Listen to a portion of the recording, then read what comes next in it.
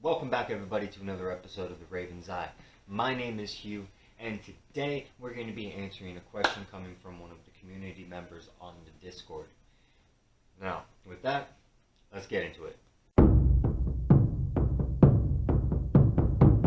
So the question we are answering today, folks, comes from Michelle, and it is, if Odin is the Allfather, the head of the pantheon, why is it that we wear a Thor's hammer, a Mjolnir, instead of a symbol of Odin? Now, in just a few quick moments, let's break this down.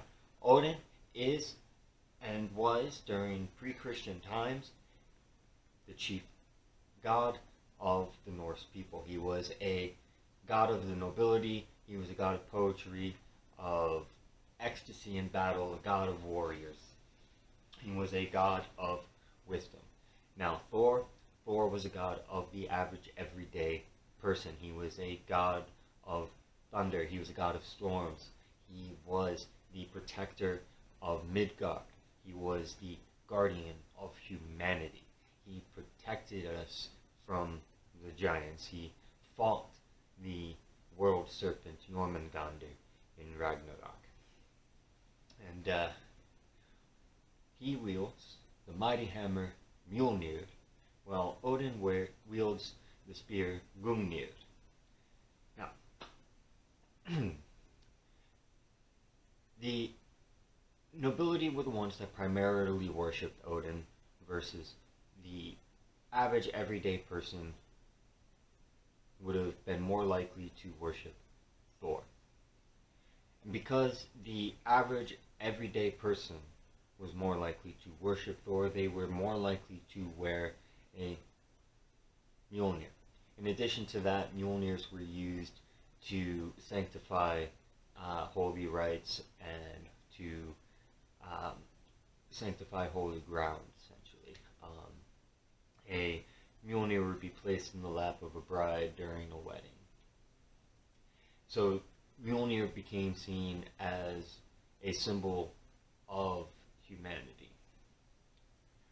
Whereas Odin's symbols would be associated more with the wanderer, more with nobility, with the few.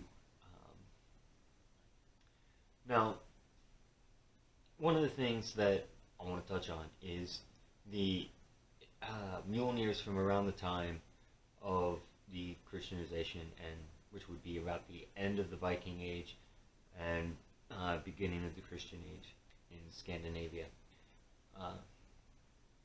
A lot of the Mjolnirs that people wore were designed to look more like upside down crosses.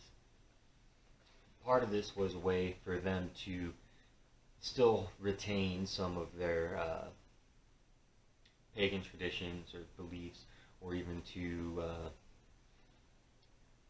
secretly, openly show their faith in the old ways. Now, there was a saint, I don't know if I remember correctly, I believe it was Saint Peter in the Catholic Church, who was crucified upside down. So originally the upside down cross was not actually considered a satanic symbol. That saint that was crucified upside down did not believe himself to be worthy of being crucified in the same way as Christ. Therefore, he requested to be crucified upside down.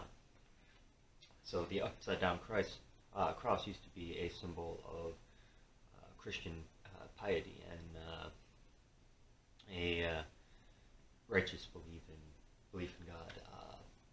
So wearing an upside down cross would not have been out of place during that time. So it was much easier to wear a Mjolnir that had more of a cross look to it than to wear a typical Mjolnir. Now, flash forward to today. Why do we wear Mjolnirs more often than we do Gungnir's or other symbols for Odin? And that can be partially explained by the vast majority of historic finds being Mjolnirs versus symbols of Odin.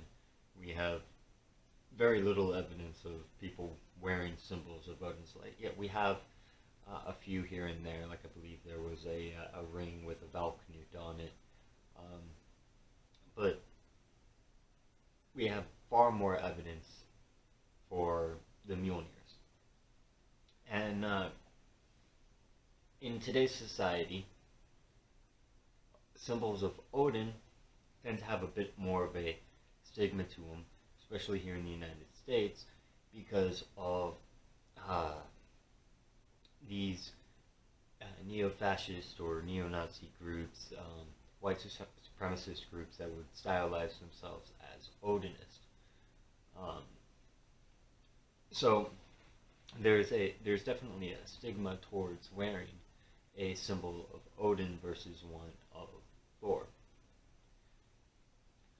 So honestly, it's up to you whether you want to wear a symbol of Odin or a symbol of Thor, because it comes down to who do you feel aligned with. Personally, I wear a Mjolnir versus a symbol of Odin because Thor is the protector of humanity, and as such, the Mjolnir, like I mentioned before, is used to sanctify and hallow a space.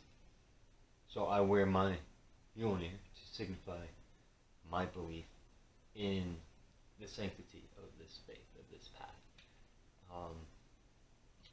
So that's just a few brief bits, just a few minutes of explanation. I hope I kept it brief enough for you guys.